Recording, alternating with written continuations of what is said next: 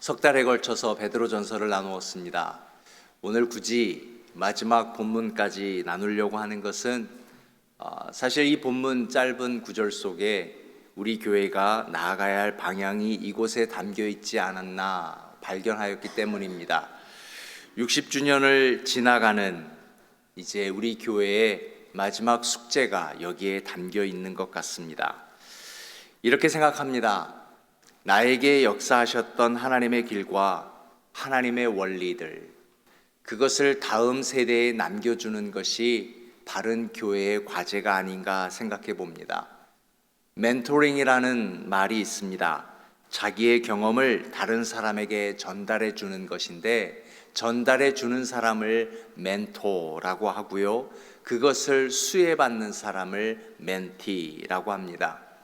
멘토는 주는 쪽이고 멘티는 받는 쪽입니다. 그런데 지나고 나면 둘 다 수혜자가 됩니다.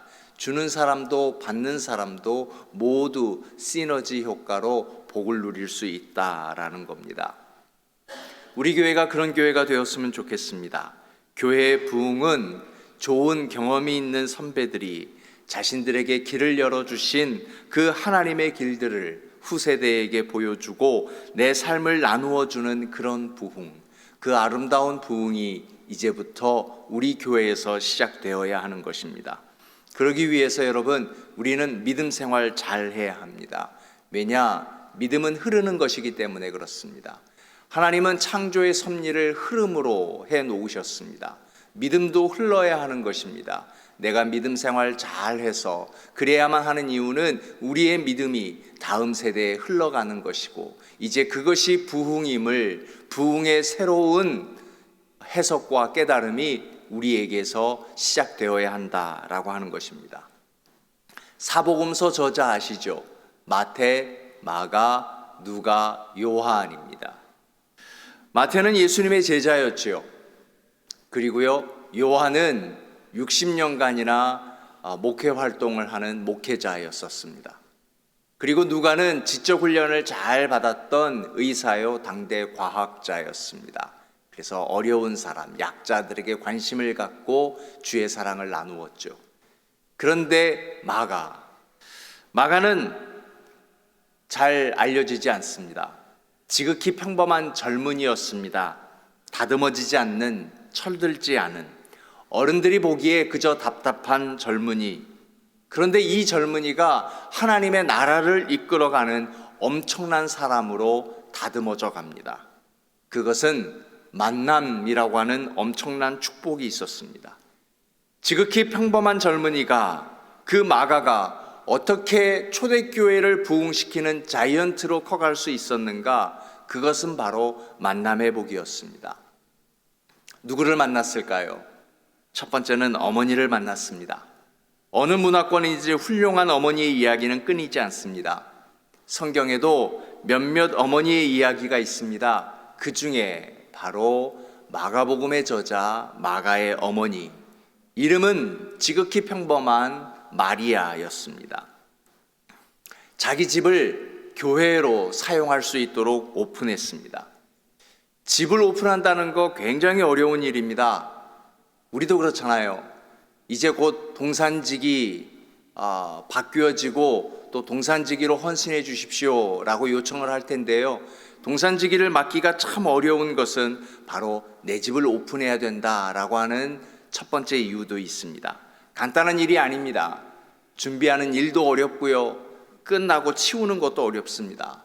더군다나 아이들이 있는 가정은 한 번 끝나고 지나가는 자리는 허리케인도 이러한 허리케인이 없습니다. 그러면 동산 끝나면 이렇게 결심하지요. 나는 2번은 안 한다. 다음 달은 교회다. 이렇게 결정합니다. 교회사를 읽어보면요, 자기 집을 교회로 제공하는 사람들이 받았던 복을 기록해 놓은 것들이 있습니다. 근데 누가 복을 받았느냐? 그 자녀들이, 후세대들이 큰 복을 받았습니다. 왜냐하면 자기 집을 교회로 제공하면서 찾아온 좋은 사람들과 그 자녀들이 만남을 통하여서 배워가더라라고 하는 것입니다. 그렇습니다. 교회, 우리가 그냥 왔다가 헤어지는 것 같지만 교회는 참 좋은 사람들과 만나면서 내가 성장하는 곳이 바로 교회입니다. 마가는 이런 어머니에게 영적 유산을 받았습니다.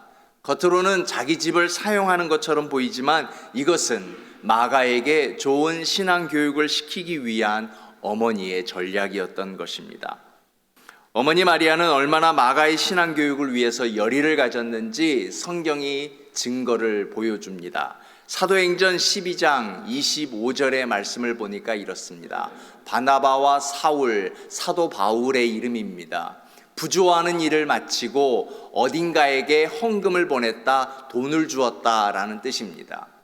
어떤 일이었는가 하면 안디옥 교회가, 예루살렘 교회가 힘들다는 이야기를 듣고 안디옥 교회에서 우리가 교회 소식 나온 것처럼 헌금을 모아서 보냈던 것입니다. 이 성경에서 표현된 예루살렘은 시티 오브 예루살렘이 아니고요, 마가의 다락방 예루살렘 교회를 뜻하는 것입니다. 이렇게 마가의 어머니 마리아는 자기의 집을 교회로 제공하였고요, 초대교회사에서 많은 성도들이 그 집에서 환대를 받았고 또 많은 성도들이 그 집에 머물면서 좋은 만남과 교제들이 있었다라고 기록하고 있습니다. 이렇게 좋은 만남이 건강한 영성을 흐르게 하는 것입니다. 흐름이 무엇입니까? 위에서부터 아래로 내려가는 것이 흐름이 아닙니까? 젊은 마가는 영적인 참 좋은 믿음의 사람들과 아름다운 교제를 나누면서 엄청난 인물로 성장해 가고 있는 것입니다. 그래서 안디옥 교회에서 마가를 보고 픽업해서 안디옥 교회 사역자로 데려가게 된 것입니다. 하나님의 역사는 만남을 통해 보통 사람을 하나님의 특별한 사람으로 키워갑니다. 사랑하는 여러분, 우리가 믿음 생활 잘해서 믿음을 흘려보내는 부모, 또 믿음을 흘려보내는 앞선 세대 되시기를 주님의 이름으로 축원하여 드립니다. 일부 예배 중요합니다. 일부 예배에 이 믿음의 영적인 흐름이 그대로 2부 예배에 가는 것입니다. 그래서 여러분, 사명감을 가지고 2부 예배를 위해 1부 예배 잘 드리실 수 있기를 바라고요, 1부 예배를 결코 포기하지 않는 예배자 되시기를 주의 이름으로 축복하여 드립니다. 그렇게 어머니를 만났습니다. 두 번째는 누구를 만났을까요? 맞습니다. 베드로를 만났습니다. 오늘 본문 봅니다. 13절 본문에 보니까 택하심을 함께 받은 바벨론에 있는 로마를 말하는 겁니다. 로마의 다른 명칭 바벨론. 자, 지금 베드로는 로마의 감옥에 있는 겁니다. 그런데 이렇게 편지를 쓰면서 너희에게 무난하고 내 아들 마가도 그러하느니라. 지금 로마의 감옥 속에 있는 베드로는 이미 굉장히 큰 인물이 되었습니다. 그런 큰 인물 베드로가 자기가 깨달았던 하나님의 세계와 구속의 역사를 아들로 삼았던, 아들처럼 여겼던 마가에게 흘려보내고 있다라고 하는 것입니다. 안디옥 교회 가서 마가는 언어의 훈련을 받았습니다. 그래서 베드로의 설교를 헬라어로 통역하면서 성령의 역사를 따라서 복음서를 썼는데 그것이 바로 처음 성경, 신약 성경 마가복음이 된 것입니다. 이렇게 하나님의 일은 흐름을 통해서 이루어집니다. 한 세대와 다음 세대가 연합하여 주님의 일을 하는 것이 얼마나 아름다운 일입니까? 이제 우리 한미교회가 이 아름다운 사역을 담당해야 될 차례가 온 것입니다. 다윗이 성전을 지을 수 있었습니다. 자원도 있었고 마음도 계획도 있었습니다.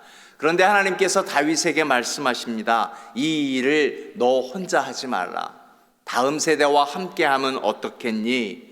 그래서 솔로몬에게 넘겨주었습니다. 물론 다윗의 손에는 너무나 많은 피가 묻어있기 때문이라는 말씀의 근거가 있지만, 그러나 숨겨진 그 의미에는 다른 섭리, 바로 다음 세대와 동역하는 것, 그것이 바로 하나님의 뜻이 아닌가 추측해 봅니다. 베드로도 그렇습니다.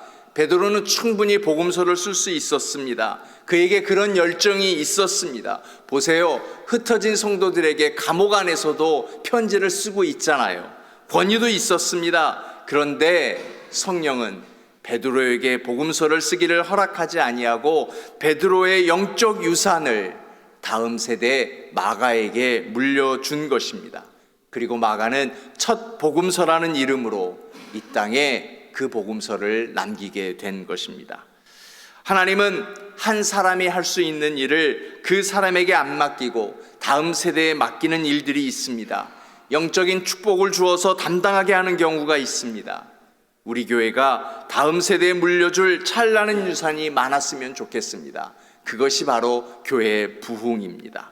영적으로 놀랍게 빛을 발하는 교회로 세워질 수 있는 것, 우리가 다 하고 끝나는 것이 아니라 끊임없이 다음 세대에게 사역을 물려주는 일, 이 일들이 우리가 소망해야 할 교회의 모습이다라고 하는 것입니다. 그러므로 좋은 교회는 어떤 교회일까요? 다음 세대를 잘 가꾸어 줄 수 있는 교회 아니겠습니까? 우리가 이 땅 떠날 때 뭐가 남을까요? 나를 통해서 일하신 그 하나님의 역사가 남게 됩니다. 그래서 하나님의 뜻을 남기는 것이 보람된 교회의 사역이 아닐까 싶습니다. 마가는 바나바와 함께 또 바울과 함께 선교 여행을 갔습니다. 마가가 복음서를 쓴 다음에 어디를 가는가 하면 아프리카를 갑니다. 그런데요, 바울이 선교의 대명사 아닙니까? 전 세계를 돌아다녔는데 바울이 가보지 못한 곳이 아프리카였습니다. 다음 세대인 선두주자 마가가 아프리카까지 가서 복음을 전합니다. 그리고 6세기까지 무려 아프리카는 복음의 전성기를 맞이하게 되는 것입니다. 마가가 이렇게 쓰임받을 수 있었던 것은 선배들과 함께 하였던 아름다운 경험이 있기 때문에 그렇습니다. 우리 교회에도 이런 아름다운 일들이 많았으면 좋겠습니다. 예배가 그렇습니다. 또 선교가 그렇습니다. 우리의 모든 경험들이 잘 쌓여져서 나눌 수 있고 흘려보낼 수 있는 일. 사랑하는 성도 여러분, 우리의 경험들을 잘 나누어서 동행할 수 있는 파트너를 만나는 것, 그것이 복인 줄로 믿습니다. 그런 복이 오늘 일부 예배자들에게 많아지시기를 주님의 이름으로 축원하여 드립니다. 그렇게 우리는 멘토를 만나고 멘티를 만나면 우리의 삶이 훨씬 깊어지고 밝아질 것입니다. 선교지에 있는 사람들과 우리가 파트너가 되어야 하는 것입니다. 우리 교회가 이제는 마가를 낳을 수 있어야 하는 것입니다. 흐름은 좋은 것입니다. 좋은 것에는 늘 방해가 있습니다. 믿음의 흐름을 막는 것은 가장 대표적인 것은 우상입니다. 그러므로 우리가 보여주어야 할 믿음은 무엇인가? 우상과 싸워 이기는 신앙의 모습입니다. 우상이란 나에게 하나님보다 더 중요한 것, 무엇이든 하나님보다 더 크게 내 마음과 생각을 차지하는 것, 하나님만이 주실 수 있는 것을 다른 데에서 얻으려고 하는 것, 찾으려고 하는 것, 이것이 바로 우상입니다. 그래서 정말 무섭습니다. 왜냐? 우상은 실체를 알 수가 없습니다. 가장 경건해 보이고 가장 거룩해 보이고 가장 자랑스러운, 그리고 가장 귀해 보이는 것, 그것이 순식간에 우상이 될 수 있기 때문에 그렇습니다. 어떤 재능, 탤런트가 우상이 될 수 있기에 무서운 것입니다. 일단 이런 것들이 우상이 되고 나면 삶에 엄청난 피해를 주는 것입니다. 회복하기 어려울 만큼 피해가 생깁니다. 어떤 피해가 생길까요? 하나님과 단절되어 버리는 겁니다. 적당히 멀어지는 것이 아닙니다. 하나님과의 관계가 끊어져 버리는 것입니다. 유럽의 교회를 보십시오. 믿음이 흐르지 않습니다. 단절되지 않습니다. 웨일즈 사역을 시작한 것이 15년이 넘습니다. 그럼에도 여전히 다음 세대가 잘 회복되지 않습니다. 사회가 어떻게 돼가는지, 그것이 얼마나 무서운 것인지 우리는 알고 있습니다. 그래서 여러분, 우리 기도해야 합니다. 하나님, 우상이 내 안에 새겨지지 않게 해주세요. 하나님과 멀어지지 않게 해주세요. 정말 우리가 조심해야 될 일이 많은데 하나님과 멀어지지 않기 위해서 조심할 수 있는 예배자 되실 수 있기를 주님의 이름으로 축원하여 드립니다. 사실 우리 안에 우상을 만들 수 있는 가능성이 농후합니다. 그래서 우리는 깨어나야 합니다. 하나님이 경고하시는 것입니다. 교회에서 하나님의 일을 이루다가 갈등하는 것은 우상과의 싸움인 것입니다. 그래서 예수님은 십자가에서 죽으셨습니다. 끝까지 아버지의 뜻대로 하옵소서. 이것이 바로 주님의 기도였습니다. 그래서 십자가는 우상을 이기는 능력입니다. 주님이 십자가에서 죽으셨습니다. 3일 후에 부활하셨습니다. 그래서 여러분 제안합니다. 3일만 죽으면 어떨까요? 싸우려고 하고 타협하려고 하고 내 속에 갈등이 있을 때, 하고 싶지 않을 때 3일만 죽는 겁니다. 그러면 우리 부활할 수 있습니다. 그러면 이겨낼 수 있습니다. 그 힘으로 우리가 믿음 생활 잘해서 이 믿음이 계속 흘러가는 교회이기를 원합니다. 내가 무너지고 부서지고 깨어지는 한이 있더라도 우리가 신앙생활하는 사람이라면 이 말씀을 기억해야 합니다. 너를 위하여 새긴 우상을 만들지 말라. 어떠한 경우라도 우리는 방어 논리를 만들지 말아야 합니다. 성령으로 시작해서 육체로 끝나지 아니하도록 우리가 우상을 만들지 말아야 하는 것입니다. 이 결심이, 이 믿음이 또한 우리 자녀들에게도 흘러가고 보여주어야 할 믿음입니다. 우상을 이기는 방법은 참 예배의 회복입니다. 예배가 무엇입니까? 하나님 앞에서 스스로 내가 죽는다는 것입니다. 내가 죽을 때 천지를 창조하신 하나님의 말씀이 비로소 내 삶을 통해서 드러날 수 있는 것입니다. 말씀 앞에 내가 죽으면 그 말씀이 나를 살릴 것입니다. 번제, 나를 태우는 것 아닙니까? 소제, 거칠어진 부분이 나를 완전히 고운 가루로 되는 것입니다. 예배가 그렇습니다. 나를 태우고 나를 고운 가루로 만드는 것. 예배를 통해 사고방식이 바뀌고 삶의 태도가 바뀌는 것입니다. 그렇게 바뀐 내가 일주일을 그런 삶으로 살아내고 또다시 예배 자리로 와서 점검하는 것입니다. 그 바뀐 삶을 통해 하나님이 역사하실 것입니다. 내가 예배의 사람, 주일의 사람이 되면 예배와 주일이 나를 지키는 것입니다. 이 믿음이 흘러가는 그런 예배자 되어야 할 것입니다. 모든 것은 흐릅니다. 시간도, 인생도, 우리의 삶도 흘러갑니다. 흘러간다라고 하는 것은 방향이 있다는 말입니다. 만약 흘러가는 것이 잘못된 방향이라면 멈추는 것보다 흘러가는 것은 손해일 것입니다. 차라리 멈추면 그 자리에 있는 것인데 그렇지 않으면 심각한 결과가 나올 수 있습니다. 그러므로 흘러가는 자리에 있다면 우리는 끝없이 방향을 점검해야 합니다. 방향을 점검한다. 그것은 메인테넌스 시간입니다. 관리해야 합니다. 우리의 삶의 방향을 점검해야 합니다.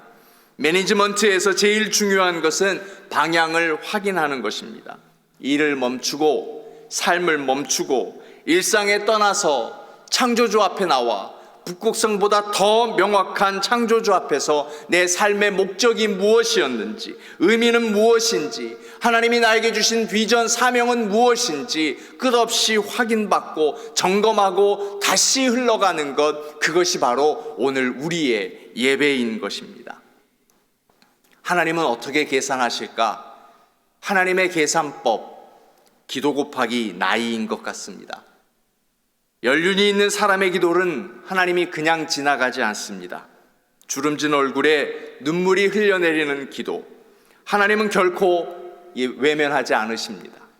그러면 우리 일부 예배의 기도는 바로 우리 한미교회의 생명이 되는 것입니다.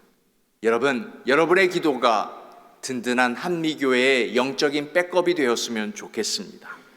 이것이 우리의 복입니다. 많은 일에 우리는 부딪히며 삽니다.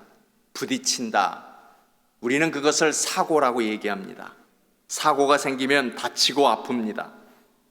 근데 이런 일들이 그냥 아무렇게 지나가는 것이 아니라 우리의 삶의 내용과 틀을 흔들어 놓습니다.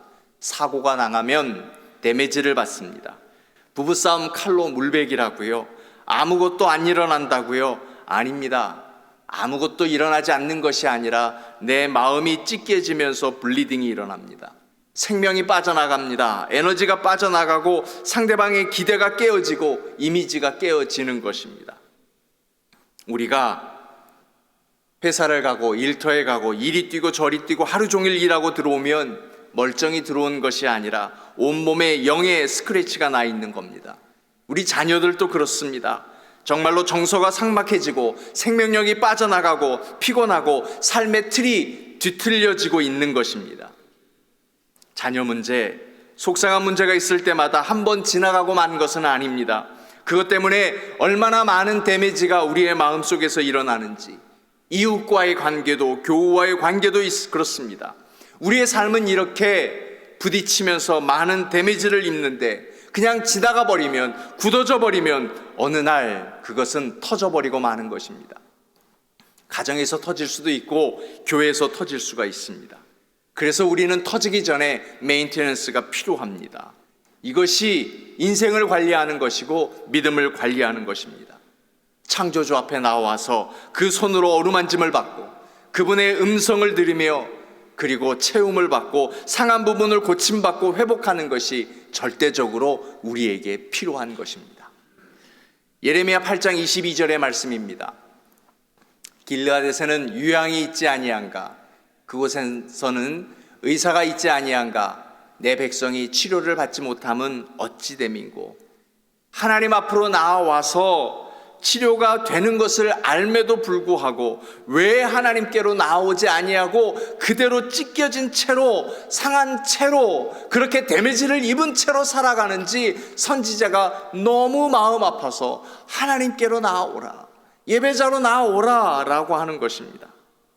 여러분, 아무리 바빠도, 아무리 분주해도, 아무리 힘들어도 우리는 삶의 모든 것을 멈추고 하나님 앞에 나와야 하는 것입니다. 오늘 이 모습처럼 하나님은 우리만 회복시켜 주시는 것이 아닙니다. 우리가 회복되어야 이 회복된 믿음이 그대로 2부에게도 흘러가는 것입니다. 이 2부 예배, 또 우리가 살아나게 될 때, 다음 세대가 영적 충만함을 이루게 될 때 한미교회의 이 아름다운 부흥은 결코 교회로 끝나지 않을 것입니다. 제가 1부, 2부 예배 다 드리잖아요. 1부 예배가 좋으면 2부 예배도 좋아요. 1부 예배에 반응이 없으면 2부 예배에 맥이 빠져요. 그러니 여러분, 1부 예배에 힘을 주셔야 된다고요. 이것이 바로 우리의 사명입니다. 사랑하는 여러분, 하나님 앞에서 충전받으십시오. 세상은 우리의 에너지를 자꾸만 빼앗아 가고 있습니다. 충전하지 않은 채 삶을 살아가는 다이아드 배러리는 없습니다. 오십시오. 끊임없이 예배의 자리에서 충전하십시오. 그리고 여러분, 치유받으십시오. 아프시잖아요. 힘들잖아요. 내 삶에 데미지가 있잖아요. 속으로 울지 마시고 하나님 앞에 나와서 우십시오. 그리고 그렇게 우리가 회복되어야 하는 것입니다. 이것이 관리예요. 우리의 영성은 끊임없이 관리되어야 해요. 관리되어지지 아니하면, 지난주에 들으셨잖아요. 관리비가 얼마나 많이 나가는데요. 계속 관리해야 합니다. 우리 메인테넌스 잘 해야 돼요. 교회는 외부적뿐만이 아니라 내적으로도, 우리는 밖으로다가 아니라 내 내적으로 끊임없이 관리해야 하는 것입니다. 이것이 믿음입니다. 믿음은 반드시 흘러갑니다. 우리의 믿음은 반드시 흘러가게 되어 있습니다. 사랑하는 여러분, 1부의 믿음이 2부로 흘러가고 우리 2부의 믿음이 그 다음에 흩어져 있는 우리 자녀들에게 계속 흘러가서 한미교회의 부흥은 바로 거룩한 믿음의 사람들과의 만남을 통하여서 교회와 사회를 변혁시켜 나가는 그런 교회의 부흥을 다시 써내려가는 61주년을 맞는 그런 교회 되기를 주님의 이름으로 축원하여 드립니다. 은혜로우신 하나님, 위로부터 흐르는 믿음, 그 믿음이 얼마나 중요한지요.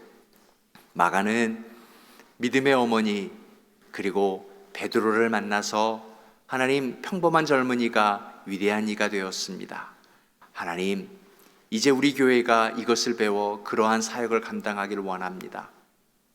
우리도 만나야 할 마가가 있고 우리도 만나야 할 베드로가 있습니다. 바나바가 있고 사도 바울이 있습니다. 그런 만남을 통하여서 우리 교회가 그 믿음을, 참 좋은 믿음을 흘려보내고 또 흘려보낼 수 있는 믿음을 받을 수 있는 그러한 일들이 있게 하여 주옵소서. 그래서 예배가 살아나길 원합니다. 일부 예배가 살아나서 일부 예배의 믿음이 2부 예배로, 2부 예배의 믿음이 우리 자녀들에게 흘러갈 수 있도록 인도하여 주옵소서. 그렇게 새겨진 우리의 사명, 하나님, 흩어진 나그네들에게 편지를 썼던 이 베드로의 편지는 이제 우리에게 남았습니다. 우리가 이 편지를 읽고 우리 자녀들에게, 이 시대에 흩어진 나그네들에게 참다운 믿음이 흘러가도록 바른 삶을 살아낼 수 있도록 인도하여 주옵소서. 이 시대의 베드로, 이 시대의 마가이기를 원하오며 예수님의 이름으로 기도드립니다. 아멘.